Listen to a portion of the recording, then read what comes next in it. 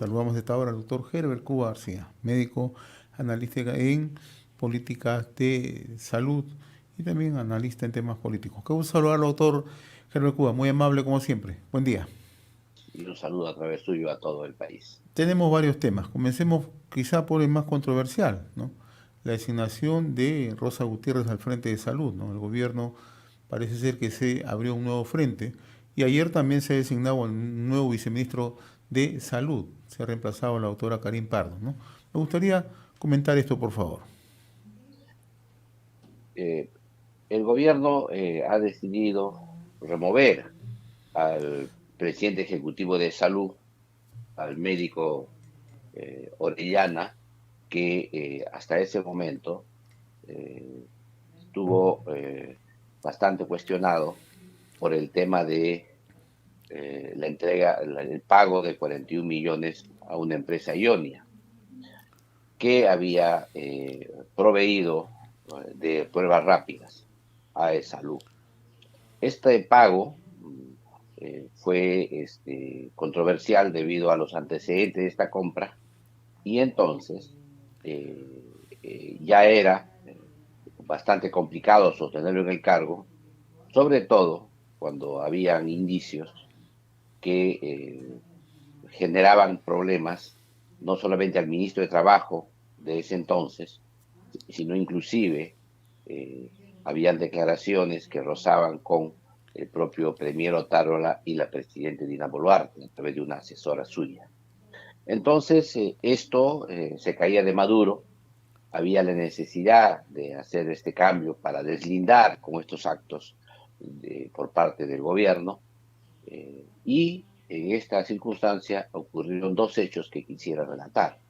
Uno de ellos fue que la propia presidenta le pidió al presidente ejecutivo la renuncia en el cargo. Y hay que explicarle a la población por qué era importante que renuncie, debido a que los cargos de designación para la presidencia ejecutiva de salud son por 2 años y por lo tanto si es que el funcionario es retirado con un despido intempestivo, digamos, había que pagar indemnización por este despido, más las expectativas de sueldo perdidos por los 2 años que debía tener su cargo. Entonces, lo más prudente era que el propio funcionario renuncie, de tal manera que el salud se evite ese gasto. Sin embargo, eso no ocurrió así. No, no ha renunciado, ha sido cambiado el presidente eh, ejecutivo. Eso es por lo menos lo que ha trascendido. Habría que esperar si es que es contrario que enseñe la carta de renuncia, pero parece ser que eso no ha ocurrido así y no ha sido removido el cargo y entonces fue reemplazada fue reemplazado por la ex ministra de Salud, Rosa Gutiérrez. Y ahí se abrió un nuevo frente. Primero, un frente mayor con la población. Recordamos, por ejemplo, que Piura la declaró persona no grata. Recordemos, por ejemplo, que todos los desatinos que se tuvo durante el dengue. Por otro lado, también eh, una serie de declaraciones que hizo, inclusive en el propio Congreso de la República, que no mereció réplica, porque ella anunció su propia renuncia en el Pleno del Congreso de la República. Que si no lo hubiera anunciado en ese momento, hubiese merecido réplica por parte de muchos congresistas en una serie de apreciaciones que hizo que eran cuestionables. Y por otro lado, entonces, se abrió otro frente a nivel congresal, porque, como es natural, ya había una cierta aceptación de votos para la censura en el gabinete ministerial. Por otro lado, también se precisa que el cargo de presidente ejecutivo es, es un cargo muy importante por varios motivos. El principal de todos es que eh, maneja recursos ingentes, casi de 14.000 millones de soles, que incluso eh, mal manejados o manejados erróneamente puede generar una crisis económica al país, porque esa masa monetaria es muy determinante para la estabilidad monetaria del país. y la estabilidad económica del país. Por eso es que se requiere un presidente ejecutivo sensato y que pueda tener un manejo que mire no solamente al interior de su institución, sino también el desempeño de nuestra economía nacional. Pero el segundo aspecto, y creo que el esencial, porque de eso se trata, es que brinda atención médica a, y atención médica, prestaciones económicas y sociales, no hay que olvidar eso, no solamente son atenciones médicas, da prestaciones sociales, prestaciones económicas, subsidios, pagos por incapacidad temporal de trabajo, etcétera, y a más de 12 millones de peruanos. Y esto, como es natural, eh, recibir esto como un, como un premio, digamos, a un desempeño ministerial generó muchos desazón, a tal punto que no ha habido, creo, ningún colectivo que haya hasta la fecha hecho beneplácito en esa designación. Ahora, ¿qué puede Esto, ocurrir, doctor Cuba, si el gobierno persiste en mantener a la autora Gutiérrez? Porque como usted lo acaba de manifestar, no hay ningún colectivo. Voy a citar algunos. En el Congreso están solicitando la presencia, primero el ministro de Trabajo. Luego exigen la, que el gobierno tome la decisión de apartar en el cargo de a Rosa Gutiérrez. Los médicos en ANSOP, que son de la Seguridad Social, han pronunciado un pronunciamiento bastante fuerte. Ayer conversamos con una dirigente, también están exigiendo lo propio, ¿no? ¿Qué va a pasar si el gobierno persiste en esta situación? aquí hay que ver el tema un poco más amplio, porque esto se suma también al tema del Ministerio de Salud que usted ha planteado, porque esto, primero, también críticas a la designación del ministro, luego ha habido críticas a la designación de una serie de funcionarios, algunos de los cuales tienen algunos antecedentes de manejo poco juicioso de los recursos del Estado, con inclusive informes de la Contraloría General de la República, y claro, esto genera en general la sensación de que hay poca preocupación por el manejo de la salud pública en el país. Y además también genera otra sensación adicional, ¿no? Que existe una renuencia a buscar cuadros técnicos importantes para manejar este sector, probablemente porque existe algún interés soterrado que la población aún no conoce o no sabe o no se tiene eh, hechos fidedignos, pero que quizá intuye, ¿no? Que quizá intuye, quizá dice, debe haber algunos intereses ahí, o que se quieran tapar, que no salgan, o que se quieran manejar en alguna dirección. Y en ese tema es lo que es aquello que le genera mayor ruido Y es lo más delicado, ¿no? al gabinete, Es lo y más es lo más delicado. delicado, es lo que le genera el mayor ruido al gabinete ministerial y a la presidencia. En otras palabras, si el cambio de la ministra de Salud iba a ser en su momento para aliviar la mochila pesada que llevaba el gabinete Otárola, se cambió por un nuevo ministro y esa mochila no fue aliviada, al contrario, quizá fue aumentada en su peso, pero esta nueva designación agrava mayor el peso que tiene esta mochila que lleva el Premier y en este caso la Presidenta de la República. Esto tiene una clara visión de generar un mayor espacio para aquellos que solicitan que ya debe haber un recambio ministerial, que ya es necesario que el gabinete se renueve y claro, el momento quizás no sea oportuno hoy ni mañana, porque estamos frente a una posible confrontación mayor los días venideros. Sin embargo, en aras de la estabilidad democrática del país, se debería aprovechar el tradicional cambio de ministros que a veces ocurre el 28 de julio y poder refrescar el gabinete con la finalidad precisamente de resolver estos temas que intensamente se han realizado en este último periodo. Y lo otro que quería comentar con usted, doctor Cuba, es la designación ayer también a través de una publicación extraordinaria en el Diario Oficial Peruano. Se ha designado a un nuevo viceministro de Salud, ¿no? Que venía ocupando hasta ayer la dirección de epidemiología en Lambayeque, ¿no? Y ya se ha dejado de lado a la viceministra Karin Pardo Ruiz y se ha designado al médico cirujano Eric Peña, ¿no? Esto en plena emergencia. O sea, ¿cómo entender estos cambios? Bueno, es natural que un nuevo ministro que entra, que proviene de Chiclayo, que proviene de la Universidad de Chiclayo, de Pedro la Ruiz Gallo, Universidad ¿no? Nacional Pedro Gallo de Chiclayo, es natural que él apele a las personas más cercanas que tiene a su lado para poder ocupar estos cargos. Siempre ocurre así. Sin embargo, y aquí hay que hacer la observación, es si es que el profesional reúne o no los requisitos para el cargo. Pero al haber estado en la región Lambayeque, un cargo importante en esta área, yo creo que conoce lo que ha ocurrido con el dengue en el norte. Esto no sería, digamos, un impedimento para un cargo importante. Yo creo que al contrario, es un refuerzo en esa área.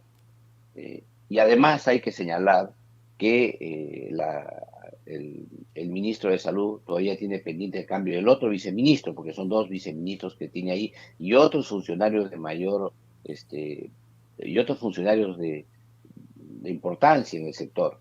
Sin embargo, uno de los temas que hay que señalar también, que el mal manejo del dengue se llevó a cabo en la época de la exministra Rosa Gutiérrez, con la presencia de la viceministra de Salud en ese momento, la que ha sido removida el día de ayer. En consecuencia, no sé, todavía habría que esperar unos días para ver los cambios que se puedan ocurrir en ese despacho viceministerial, si es que este cambio va a abonar a favor de la salud pública del país o no. Pero creo que en este tema, habida cuenta de que se trata de un especialista en epidemiología y que viene ocupando un cargo en una región importante del país, yo creo que había que darle un tiempo para saber su desempeño en esa gestión. Esta semana usted ha escrito sobre Aguilaín Barré y la anodina emergencia sanitaria, dice, ¿no?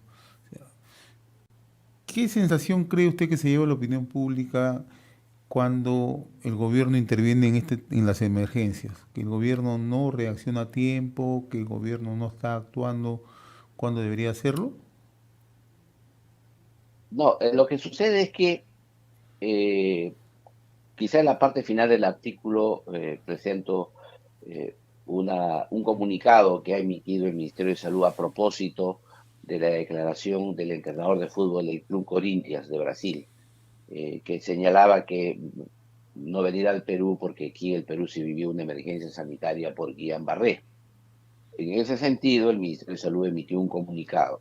Y el comunicado es bien sincero. Señala que se ha declarado en emergencia sanitaria el Guillain-Barré para poder comprar inmunoglobulinas. O sea, para comprar un medicamento o dos, se declara en emergencia eh, el sector. Y esto es algo que yo señalo ahí incluso como un refrán, no puedes matar moscas a cañonazos, porque, porque con una simple norma para comprar por escasez inminente, Claro. podías comprar ese producto por una situación especial, sin necesidad siquiera de emitir una norma de emergencia sanitaria. Entonces ahí viene la pregunta. Si para eso han declarado la norma, que lo declara el propio Ministerio de Salud, si para eso han declarado la emergencia sanitaria y no era necesaria, porque como se señala, no pueden matar moscas con un cañonazo, entonces significa que había otras cosas más. ¿Y qué hay detrás de una emergencia sanitaria? Todos sabemos la flexibilización de todo el tema administrativo, el tema de uso de recursos por emergencia para diversas áreas, y ahí señala una serie de actividades que van a realizar.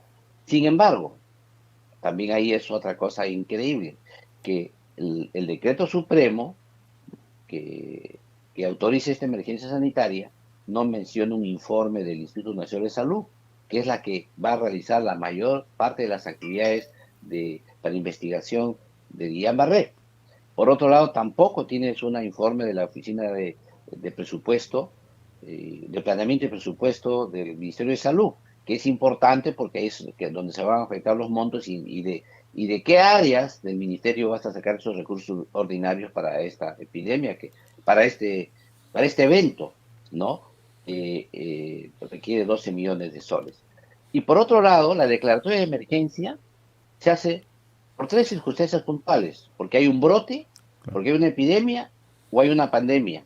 O la capacidad del Estado o del gobierno no es suficiente para poder enfrentar esos tres eventos. Pues bien, el decreto supremo no habla de brote, no habla de epidemia y tampoco habla de pandemia. Es más, el propio comunicado de la Organización Mundial de la Salud se refiere a un evento, no se refiere a un brote. Entonces, ahí como que no calza una declaratoria de emergencia en estas circunstancias. Y no calza, como decía ya, por varios puntos. Pero hay uno más adicional, que en esos días hubo una declaración un poco desatinada del ministro de Salud al señalar que ningún paciente por Guillain-Barré iba a fallecer en su gestión. Y esto ha sido entendido de varias formas, ¿no? Una de ellas, la primera eh, es que ya nadie va a morir porque él va a asegurar el tratamiento. Y esto, como todos sabemos, es muy difícil saber porque a pesar del tratamiento pueden fallecer los pacientes, porque no se sabe a ciencia cierta, pues, el desarrollo de esta es una enfermedad inmunológica. Pero por otro lado también señala es que puede haber pacientes que no tengan tratamiento y mueran. Y por último, pues, se puede señalar que no va a haber ningún muerto bajo ninguna modalidad. Entonces, estas desatinadas opiniones generó mucha controversia en la prensa. Y claro, él tenía que mostrar alguna actividad concreta a desarrollar para Claro. salir de este tema y es cómo se declara en emergencia el síndrome de Guillain-Barré.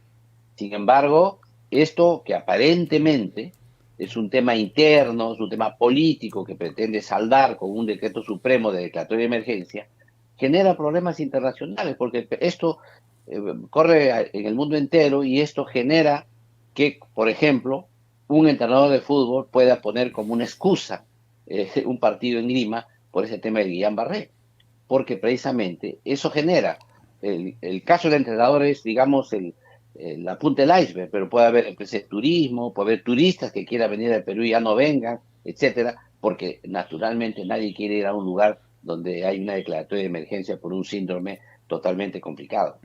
Buen apunte, en realidad, ¿no? Se utiliza para muchos fines, ¿no? En este caso para el fútbol, pero tranquilamente puede ser una argumentación para frenar la llegada de turistas a nuestro país.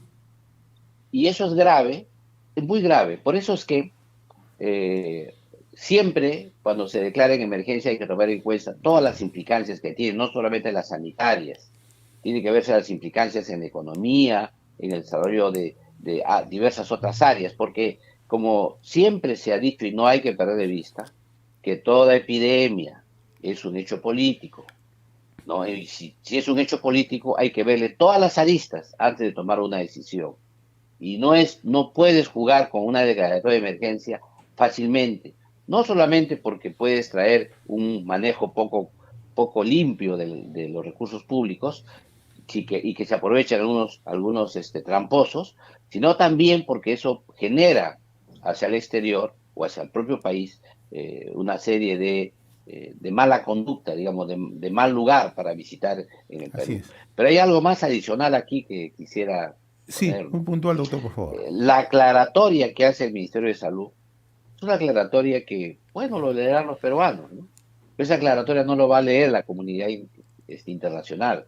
La comunidad internacional que se va a quedar con las declaraciones del entrenador, porque como es natural, el Corinthians tiene fans en todo el mundo y el fútbol mueve multitudes, y son millones de seguidores y por lo tanto el comunicado del Ministerio de Salud no va a tener el impacto para revertir esta situación. Por eso es que creo que es una anodina declaratoria de emergencia y esperamos que esto sea una lección, un aprendizaje para que en el futuro se medite mejor estas declaratorias de emergencia y se cumpla la norma. Se cumple exactamente Así. lo que dice la norma, en qué condiciones se declara emergencia, Así. y no estiren estas definiciones para poder incluir una medida sanitaria que tiene tanto impacto.